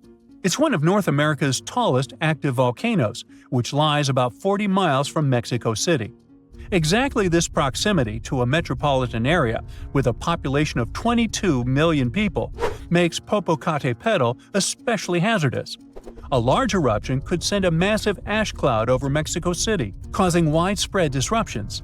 Ash could clog the city's drainage systems, contaminate water supplies, and even cause power outages by short-circuiting electrical systems. Plus, lahars could rush down the volcano, reaching nearby towns. Popocatépetl has been showing near-constant seismic activity since the early 2000s, and smaller eruptions are pretty common here. In early 2024, there were 13 recorded minor eruptions, which alarmed nearby towns. At the same time, volcanologists consider such eruptions normal for Popocatépetl. While talking about super dangerous volcanoes, we can't skip Yellowstone National Park. It houses one of the world's largest supervolcanoes. Its last massive eruption occurred about 640,000 years ago. But if this monster were to erupt today, the impact would be much more devastating for the entire planet. States closest to Yellowstone, including Montana, Idaho, and Wyoming, would be most affected, likely experiencing disastrous pyroclastic flows. These flows, which are made of a dangerous mix of lava, ash, and gases, can obliterate everything in their path. Large parts of the country would also be blanketed in volcanic ash, over 3 feet in some areas. On a global scale, an eruption at Yellowstone would send tons of ash and gases into the stratosphere, potentially blocking sunlight and causing global temperatures to drop for a few years. This would disrupt agriculture, collapse transportation systems, and create food shortages on a massive scale. Still, even though there's a popular myth that Yellowstone is overdue for an eruption, geologists clarify that this isn't true. Volcanoes don't follow precise timetables, and the activity at Yellowstone doesn't indicate an imminent eruption. So yeah, that's good news. Our planet's biggest and meanest supervolcanoes are waking up. When they erupt, you'll surely notice it, even if you live thousands of miles away from the epicenter. Scientists are worried we might not have enough time to prepare and deal with the consequences of a super eruption. There's some volcanic activity close to the Italian city of Naples. And no, it has nothing to do with the famous Mount Vesuvius, but with another volcano. This one is harder to see as it doesn't have a tall peak like Vesuvius.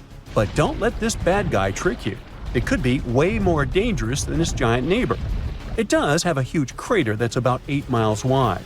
This volcano is called Campi Flegrei, and it's actually one of the largest volcanoes in Europe, sitting under the town of Assuali. So, Campi Flegrei erupted 39,000 years ago with a bang so massive it spread ash across the whole Mediterranean region. It also caused the temperature to drop by over 16 degrees Fahrenheit across Eastern Europe. It was the biggest volcanic eruption in Europe in 200,000 years. Since then, Campi Flegrei has had smaller eruptions, and the last one happened in 1538. Now the area is full of small craters, hot springs, and bubbling pools, and they're all proof that this volcano is still very much alive and brewing something. Since the early 2000s, the ground in the giant crater and the town nearby have been slowly rising by about 1 to 1.5 inches every year. There were at least 150 earthquakes that shook this supervolcano lately. In May 2024, there was a 4.4 magnitude in the area, the biggest in the last 40 years. Residents had to leave their homes and camp outside, fearing there would be more earthquakes. No one knows how Campi Flegrei is going to behave in the following months or years, but the authorities are organizing evacuation exercises to prepare the population just in case. The Italian volcano looks like an innocent kitten compared to the real giants like Yellowstone. For a volcano to deserve the title of a super one, it must be able to produce catastrophic-scale eruptions and eject huge amounts of magma, ash, and volcanic gases. The Yellowstone giant meets these criteria. Even though it moves from time to time, the Yellowstone supervolcano hasn't erupted for 640,000 years. But when it does wake up, it might erupt with incredible power, about the same amount as 10 huge nuclear power stations can produce.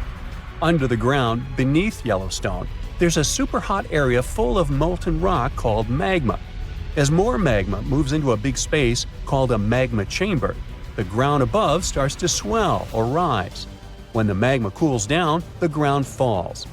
Between 2004 and 2009, the ground at Yellowstone rose by almost 10 inches, but then it started to slowly go back down in 2010. Scientists aren't sure if it's going to erupt anytime soon. There's also another big volcano called Long Valley in California that has been active since 1980, and it can be a really big threat. Scientists studying this supervolcano found out that before its biggest eruption, 760,000 years ago, the buildup may have taken less than a year. Now, that's bad news, because a supervolcano eruption can have a huge effect on the world, like the eruption of the Toba volcano in Sumatra around 74,000 years ago. It became the biggest volcanic eruption the Earth had seen in 28 million years. It covered parts of Indonesia, India, and the Indian Ocean with a thick layer of volcanic debris, almost like a 6-inch blanket. The amount of rock it spewed out was like stacking nearly 3 million Empire State Buildings. The giant crater it left behind can still be seen from space. All the ash and gases shot up into the air and blocked some of the sunlight. It caused a volcanic winter that lasted about 6 to 10 years. Some scientists think this eruption might have even affected early humans. Around the time Toba erupted, the human population took a sharp dip, and there were far fewer people. Some say this is why all modern humans come from a small group of survivors. According to the Toba catastrophe theory, most early humans in Europe and Asia didn't survive the cold and harsh climate after the eruption, but a lucky group lived through all that in Africa. Not all scientists agree with this idea, and some archaeological and climate records show a different story. Another volcano that changed the world in a big way was Mount Tambora in 1815. The next year went down in history as the year without a summer. It was cold and rainy, and there was snow and frost even in the middle of summer, especially in Europe and North America. This happened because the volcano sent out a lot of sulfur dioxide into the sky, which spread all over the world and made the planet colder.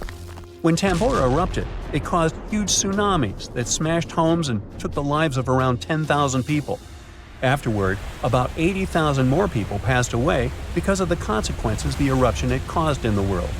The cold weather ruined crops, so food became really expensive. And because horses were the main way people traveled, the cost of oats that they ate went way up too. Some people even think this led to the invention of the bicycle in 1817 as a new way to get around. The eruption made the Earth colder for about 3 years.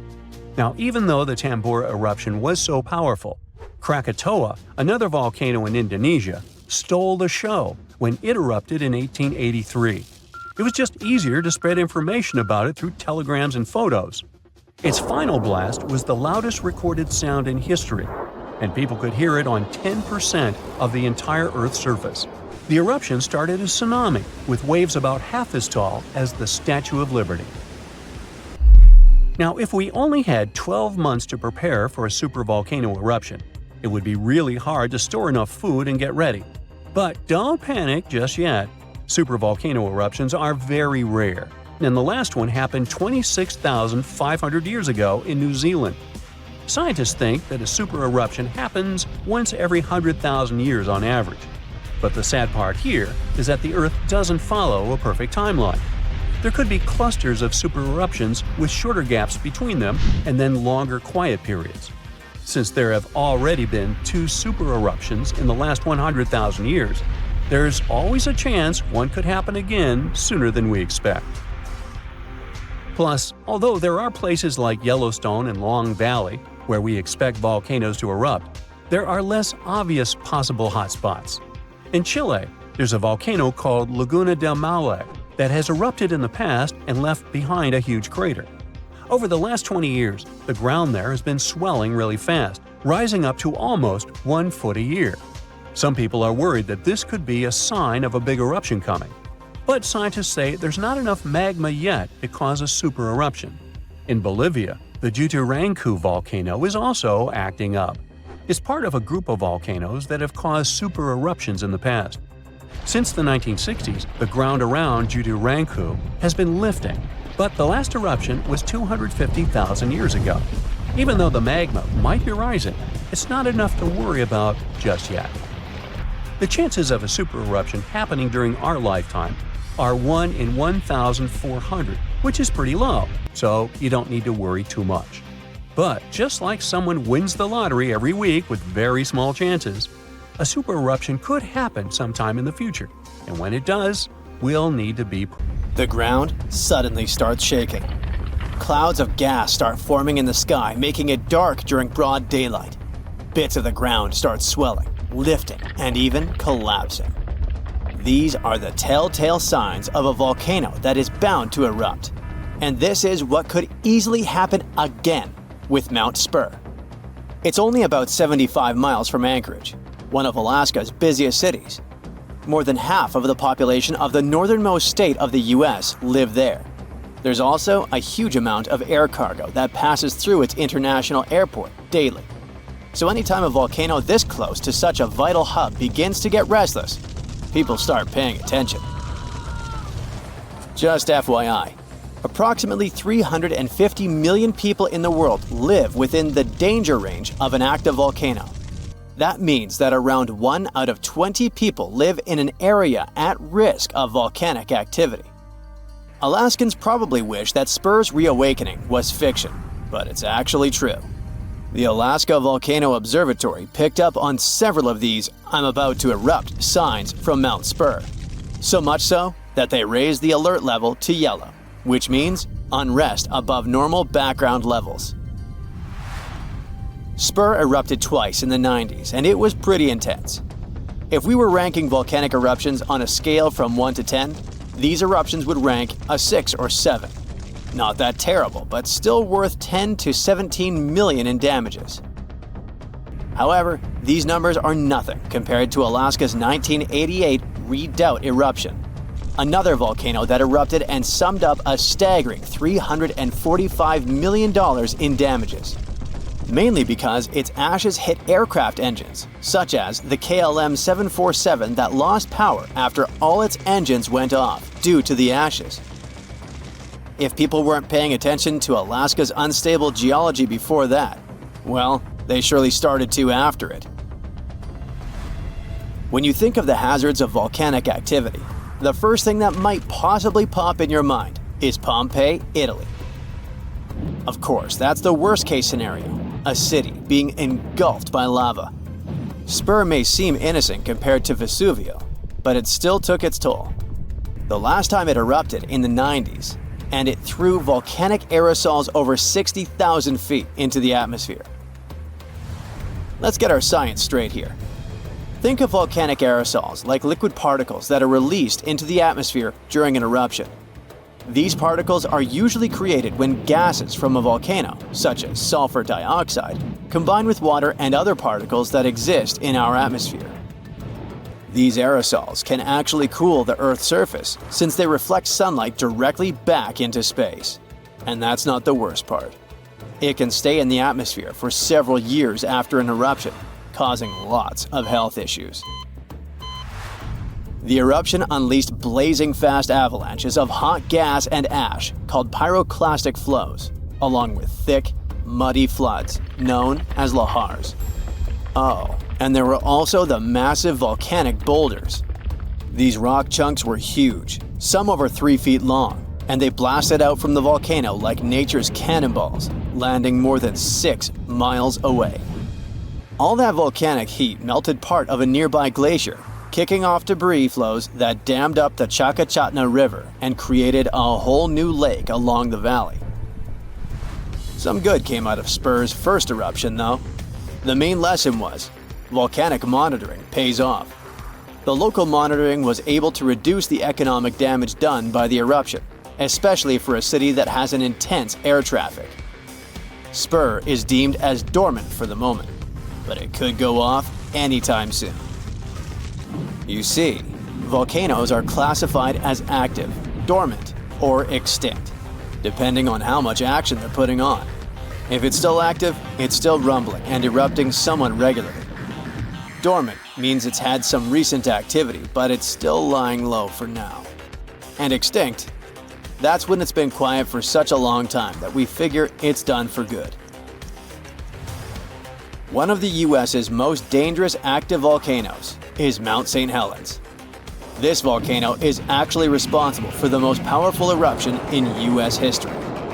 Its last blast was so intense, it threw off about 1,300 feet off its summit. Basically, the top of the mountain vanished, and if you thought Mount Spur's ash cloud was impressive, St. Helens wins the competition since it launched its ashes 80,000 feet into the sky. Eastern Washington plunged into total darkness. But it wasn't just that. In a matter of 3 minutes, the eruption hurled 3.7 billion cubic yards of blazing rock and dust, enough to fill 1 million Olympic-sized pools across 230 square miles of lush forest. Actually, the earthquakes that anticipated the eruption started weeks before May 18, 1980. A ground shake of magnitude 5.0 went off, triggering a landslide on one side of the volcano. By the end of the official eruption date, 57 people had lost their lives. Nearly 7,000 big-game animals like deer and elk were wiped out, and millions of birds laid scattered on the burnt earth. Researchers don't think St. Helens will blow at the same magnitude again anytime soon, but they're keeping an eye on it, because this volcano is not exactly finished. By the way, the word volcano comes from the Roman name Vulcan, which was the Roman deity of fire, and they often happen at the meeting point of tectonic plates, which are the pieces of the Earth's surface that fit together like a jigsaw puzzle. The so-called Ring of Fire, located in the Pacific Ocean, is the world's danger zone when it comes to volcanoes. It contains between 750 and 915 active volcanoes. The largest volcano located in the Ring of Fire, also the largest active volcano in the world, is the Mauna Loa. It's over 13,000 feet high, and it's located in Hawaii. Researchers say that Mauna Loa has been erupting for at least 700,000 years. Its most recent eruption began on the 27th of November 2022, and it lasted until December 13th. It's been quiet since the 80s until it decided to wake up again. Thanks to constant monitoring by the Hawaiian Volcano Observatory, it didn't cause any casualties when it last erupted. Scientists have been investing big time on volcanic monitoring, not only to reduce economic hazards, but also to save lives. The most recent attempt has been to drill into volcanoes. Recently, a group of scientists went all the way to Iceland in one of the world's volcanic hotspots. There are around 33 active volcanoes in Iceland alone, but the one that is the most interesting to them the most is the Krafla volcano. The Krafla has erupted around 30 times in the last 1,000 years, and its most recent eruption was in the mid-1980s. The project, named Krafla Magma Testbed, or KMT for short, is hoping to advance the understanding of how magma behaves underground. The main advantage of this drilling research is predicting the risk of eruptions, but it can also help to push geothermal energy forward. I mean, can you imagine having electricity that is run by the limitless source of volcano power? The KMT team will begin drilling holes deep into volcanic ground in 2027. They're aiming at reaching over a mile into the ground. After all, it's different to monitor lava activity when it's on the surface than when it is still below ground. This will allow researchers to listen to the pulse of the Earth, according to them. They're saying this research is as revolutionary as the first time man went to the moon. Oh, and speaking of that, I was shocked to discover that volcanoes exist all throughout the solar system. Yep, other planets and moons have volcanoes too. The largest volcano in our solar system is Olympus Mons on Mars. It's a shield volcano, much like the ones that make up the Hawaiian Islands. It's about 370 miles wide. If we transported it all the way back to Earth, it would almost occupy all of Poland. Yikes.